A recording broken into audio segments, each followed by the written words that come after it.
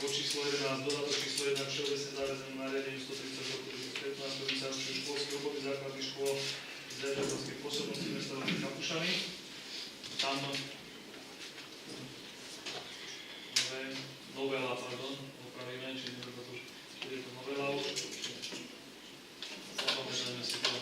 Odznelo to pán vedúci školského úradu, aj pán predseda, tam boli čiže ortov, osoba ortov a 9. ročník. Zdravne už ten 9. ročník. Z toho dôvodu, že už sa to má ortov. Maďarska. Toto je to, áno. Zariadenie do mesta. Toto máme. Dobre. Mestské zastupiteľstvo, dodatok číslo 1, vytvorenie obvodov zvyčajne maďarským sídlom Veľké Kapušany, Balucna, Ortov a ročných 9 dráňov. A pre základnú školu Pána Valseka Víteslava 9. ročník dráňov. Dobre. Asi tomu nie je čo povedať. Dráňov nám ochvíľ už aj tak. Na budúci rok už nebude. Dobre. Nie sú žiadne pripomienky, dávam teda hlasovať. Mestský zastupiteľstvo Veľkých Kapušanov schváľuje dodatok číslo 1 k BZPN 130 roku 2015, ktorým sa určujú školské obvody. Schváľuje novelu obvody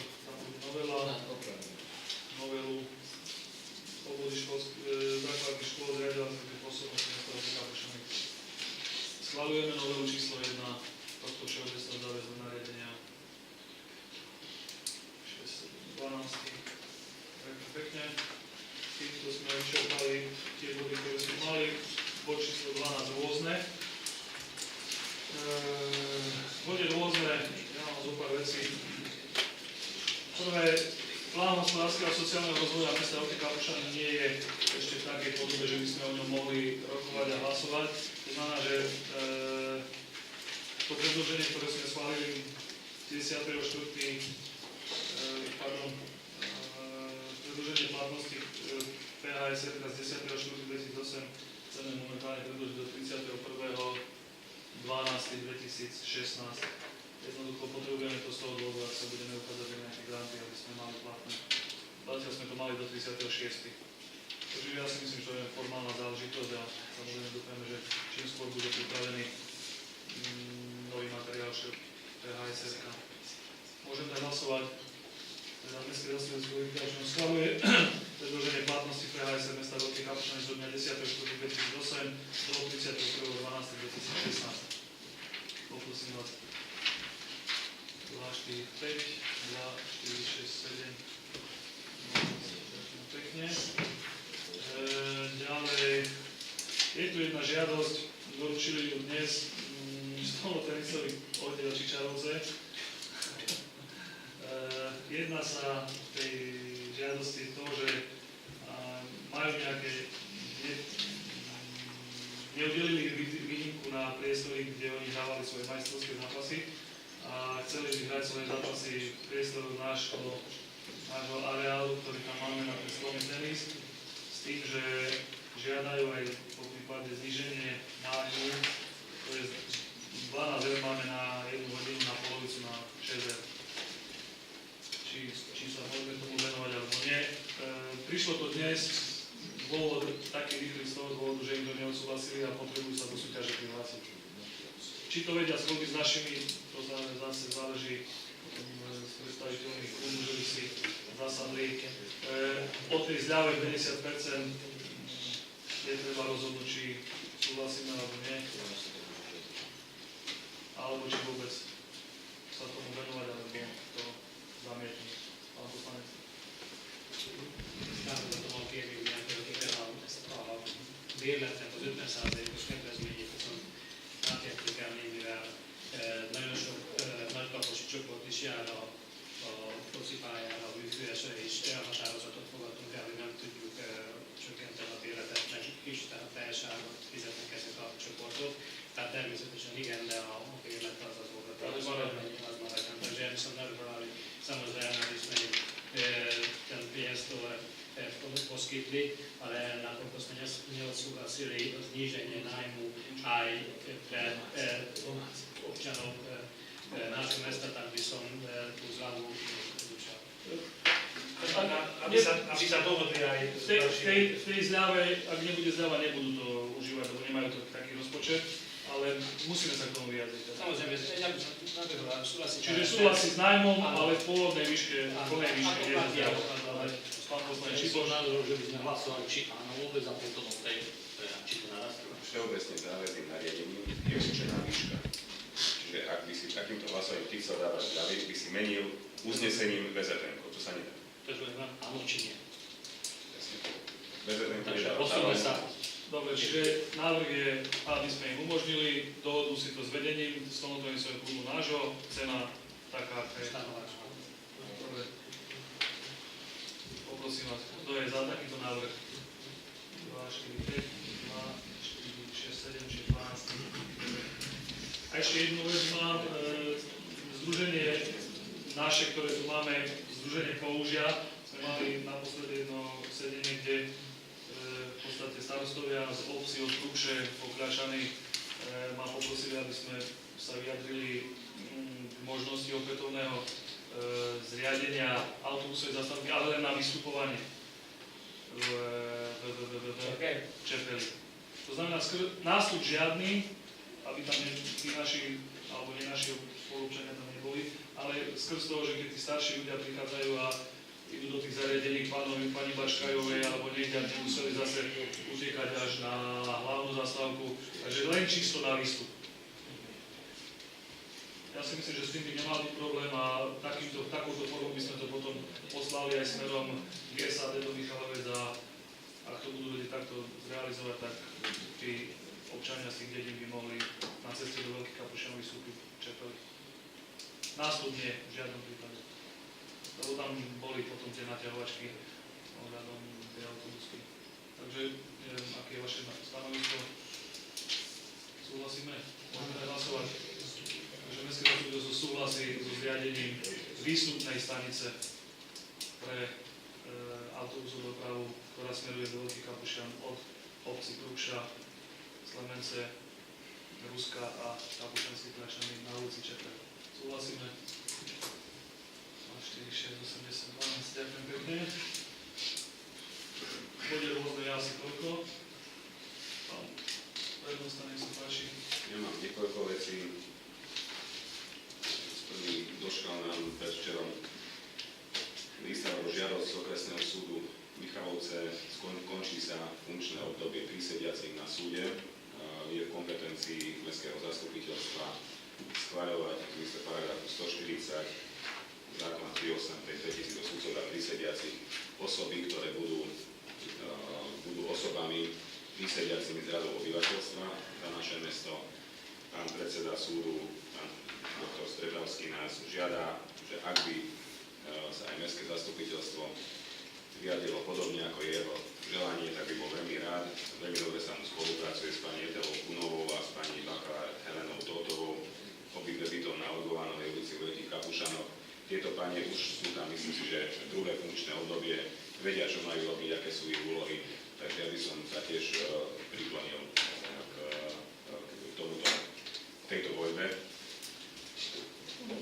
Je to obligatórna vec, je to volebné obdobie 2017 až 2020. Oni boli aj doteraz. Boli doteraz, áno, takže prakticky tam nie je čo riešiť. Samozrejme, Mestské zastupiteľstvo má právo zmeniť túto voľbu, ale žiadosť predsedu súdu alebo prosba je takáto, aby tieto dve osoby mohli pokračovať v tejto funkcii. Tomu asi myslím, že nie sú žiadne výhrady, takže môžeme potvrdiť tieto dve dámy. Uznesenie, ak môžem, ak nikto nemá nič. Voľbe prísediacich na okresnom súde v Michalovciach Mestské zastupiteľstvo Veľkých Kapušťanov v zmysle paragrafu 140 odsek 1 zákona číslo 385/2000 zbierky o sudcoch a prísediacich boli za prísediacich na okresnom súde v Michalovciach na funkčnom obdobie 2017-2020 Etelu Kunovu, trvalé bytovníky Kapušany Orgovanov a bakalár Helenu Totovú, trvalé bytovníky Kapušanov Orgovanov. Boli teda Mestské zastupiteľstvo tieto dve dámy ako prísediace na súde 2, 4, 5, 2, 4, 6, 7, 12. Ďakujem pekne. Boli vyhlásené v zmysle uznesenia Mestského zastupiteľstva 3 zámery na predaj nehnuteľného majetku mesta. Jeden bol na základe žiadosti pána Bosáka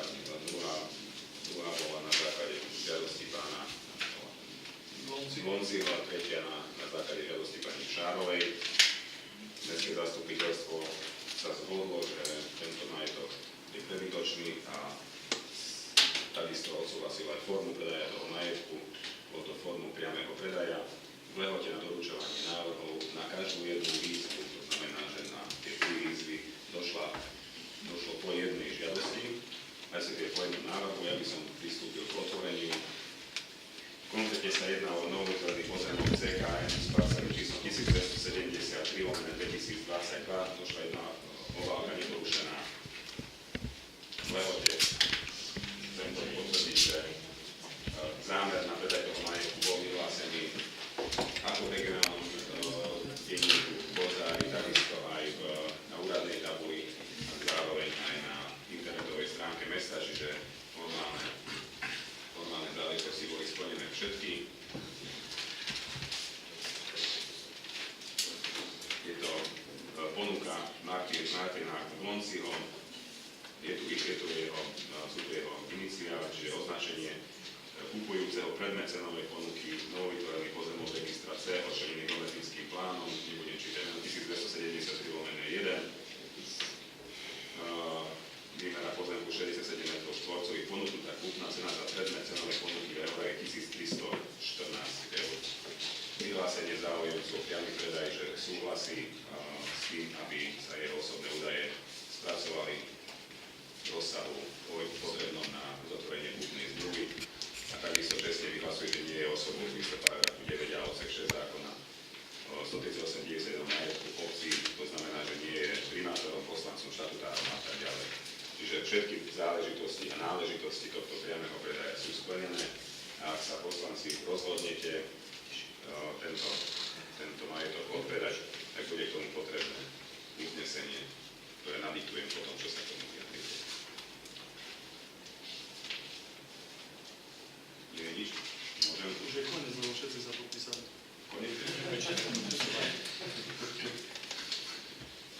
Čiže nadiktovali som uznesenie, prečítam Mestské zastupiteľstvo Veľkých Kapučanov berie na vedomie správu prednostu MSU o priebehu vyhláseného zámeru na predaj nehnuteľného majetku mesta Veľké Kapučany formou priameho predaja.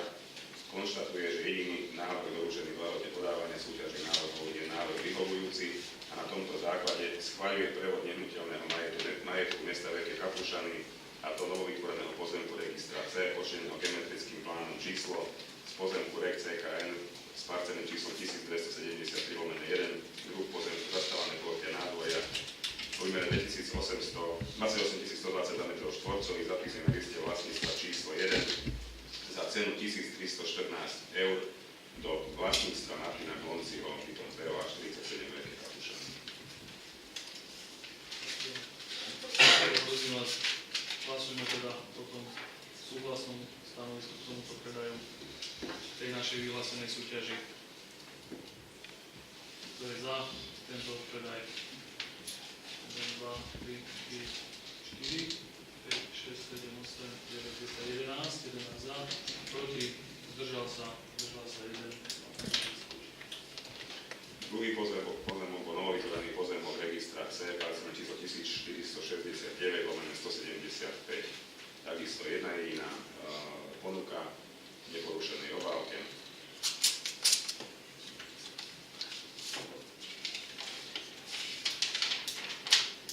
Identifikácia záujemcu Mariána Šárova, rodina Mašlejová, identifikácia nehnuteľnosti novovytvorený pozemok 1469/175, 739 m2, ponúkaná cena je 5327 eur, ktorá zahrania v sebe všeobecnú hodnotu pozemku a tak ďalej, a obidve čestné vyhlásenia, čiže takisto splnené všetky formálne náležitosti, takisto to bolo vyhlásené vo všetkých týchto troch médiách, takže ja by som, ak nemáme nič, toto isté uznesenie len s iným pozemkom.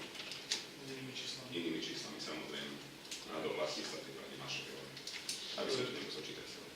Kto je za tento predaj? Je tomu jedinému predačovi 2, 4, 5, 2, 4, 6, 7, 12. Tretí vyhlásený priamy predaj bol na novovytvorený pozemok CKN 1273/23, tiež jedna jediná ponuka, neporušená obálka.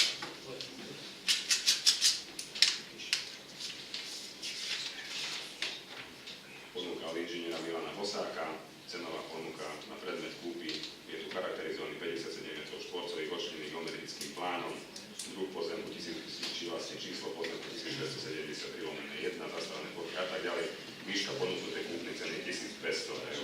takisto spĺňa všetky náležitosti, čestné vyhlásenie a takisto aj vyhlásenie o tom, že nie je osobou blízkou. Je, takže splnené sú všetky náležitosti. Dobre, čiže tretí predaj, zase jeden uchádzač, 1200 parcela, to je za 4, 5, 2, 4, 6, 7, 12. Pekne. Ďalej, čo mám pre vás, chcel by som vás informovať o tom, že v zmysle uznesenia 98 zo 16.12.2016 prebehla obchodná verejná súťaž za účelom uzatvorenia koncesnej zmluvy. Chcel by som vás informovať o priebehu celého tohoto konania. V zmysle uznesenia bol vybratý verejný obstarávateľ, čo to bol úplne prvý krok, ktoré urobilo mesto Veľké Kapušany. Sme vybrali verejného obstarávateľa. Najlepšiu cenu do súťaže dala spoločnosť BOSK. Spoločnosť má množstvo skúseností s organizáciou takýchto verejných obchodných súťaží alebo verejných obstarávaní.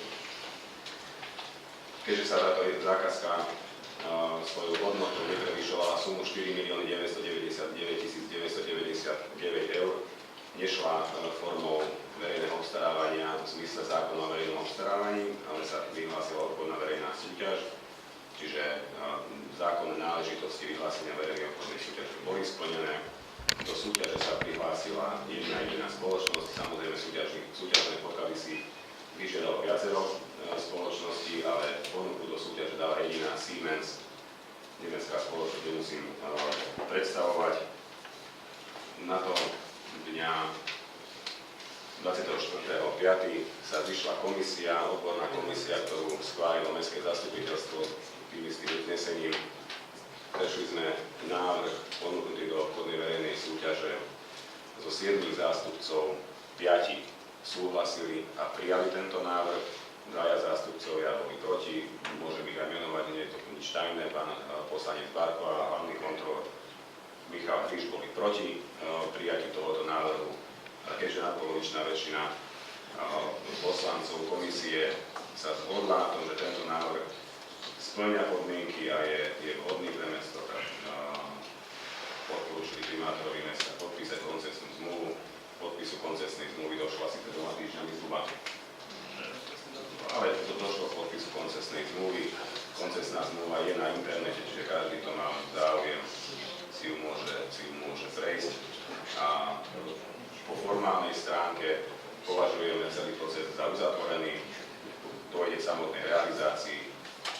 Firma bude konzultovať všetky ďalšie kroky súvisiace s rekonštrukciou, alebo dokonca jedno stretnutie prebehlo.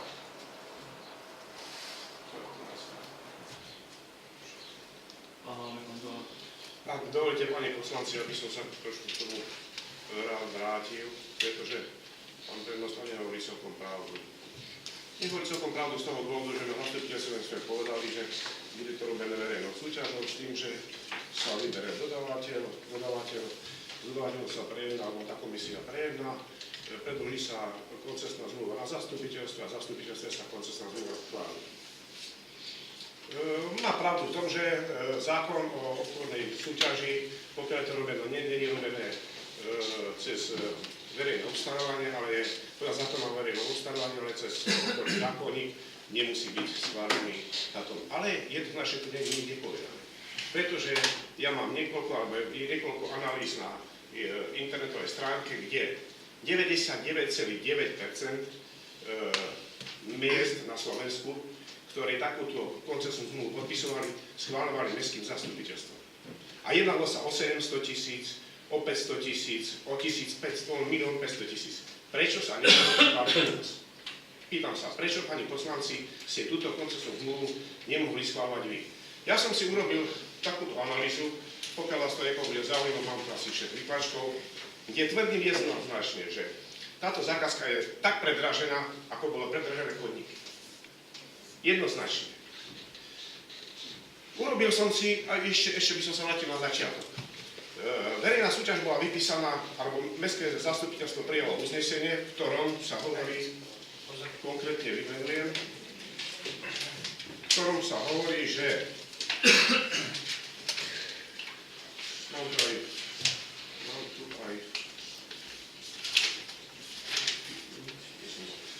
Mám tu aj uznesenie, v ktorom sa hovorí, že bude maximálna výška 2 milióny eur z DPH, maximálna splátka 90 000 eur ročne a táto verejná súťaž bola vypísaná na 1 666 667 000 eur, čo je 2 milióny 40 centov. 40 centov ekonomicky, tu ekonomika môže potvrdiť, je prúser. Áno, na 40 centov bola vypísaná verejná súťaž viac, ako mala byť vypísaná podľa nášho uznesenia. Splátka, alebo víťaz, ktorý vyhral túto súťaž, budeme splácať za 99 499 000, čiže o 9 499 eur je splátka väčšia, ako bolo prijaté uznesenie. Ako mohol byť vyhlásený víťaz súťaže? Keď bolo porušené uznesenie mestského zastupiteľstva tým, že bolo. Pretože verejná súťaž bola vypísaná na väčšiu finančnú čiastku a ročná splátka je väčšia o 9 000. Ďalšia vec, ktorá ma zarazila totálne, keď sme 24.5. bola komisia, na ktorej prišiel pán Kubička ako obstarávateľ, sú tu aj svedkovia, ktorí boli. Prejednávali sme veci okolo tohto a pán Kubička nevedel odpovedať na otázky. Pán Kubička, pokiaľ som sa pýtal na to, že aká je cena rekonštrukcie, tak rozprával asi milión. Asi milión. A zbytok 666 000 je na prevádzku. Pán Mihok, mám pravdu? Vy ste tam boli, mám pravdu? Tak povedal, 666 000 je na prevádzku. To znamená, že pán Kubička zase zavádza, pretože vážení páni, rozpočet je tiež takisto k dispozícii. Ja som dal urobiť podľa výkazu výmeru rozpočet. Ten rozpočet, viete koľko stal? 100 eur. Pýtam sa, mesto Veľké Kapošany nemalo 100 eur na to, aby si ocenilo výkaz výmer a do súťaže išlo s tým, že sa povie, tak rekonštrukcia bude stať 600 000, ja vám poviem presne koľko. 456 254 eur je celá rekonštrukcia toho. Ak pripočítam tejto čiastke, že podľa papierov, ktoré pani inžinierka Gerejová dávala na mestskom zastupiteľstve, že ak by sme zobrali 2 milióny úver, takže budeme platiť za 20 rokov zaplatíme 176 000 na úrokoch. Tak pri tých 500 000 je to zhruba 100 000, hovorím tu, že aj som pridal. Čiže my by sme dokázali urobiť rekonštrukciu za zhruba 600–700 000. Pýtam sa, prečo sme mali dať takú čiastku na tú koncesiu. Dôvod je ďalší. Keď bola vyhlásená súťaž, alebo keď bolo otvárané obalo, môžu potvrdiť tí, čo boli na otváraní, neviem, ja tú presnú informáciu nemám, ale pán Kubička tu spomínal, že donesli sme opravený prílohu číslo 5, kde sú ceny nacenené na viac prác. A pri prvom tomto bolo, že žiarovky budú stať, alebo svietidlá budú stať 770 eur bez DPH. Pán Kubička doniesol na... Prosím vás, pán primátor, necháš ma dohovoriť? Nechám to dohovoriť, ale zase konštruuješ niečo, čo je tvoj výplod, tvojej fantázie. Tvojho zejšrosu a tvojho všetkého, čo ty máš, to všetko zlo v sebe. Môžeš pokračovať. No, výborné. Znova, aj to je dobre maničné. Pán prednosta, s tebou sa nerozprávam, ty sa musíš takisto prihlásiť do diskusie ako ja. Tak potom sa prihlásiť, ak si taký odborný, dobre? Čiže, vážení páni, pán Kubička doniesol celú ponuku na svietidlá za 480, čiže zo 770 skočil hneď na 480. Páni, ja tu mám celú ponuku od firmy, ktorá to predala, a tam je cenová ponuka zhruba okolo 200 eur bez DPH. Ak si zoberieme, že 768 svietidiel, zo 770 eur skočíme na 200 eur, páni, je to rozdiel 437 000 eur. Čiže my niekomu dáme za svietidla, zbytočne vyhodíme 476 000 eur, pretože je tak veľký problém, aby niekto urobil na Mestskom úrade rozpočet, aby sa niekto pozrel, ako to bude fungovať a potom sme išli do niečoho. Ak cigáni, môžete ma opraviť, tí, čo ste boli na tomto. Ja len hovorím to, čo povedal pán Kubička.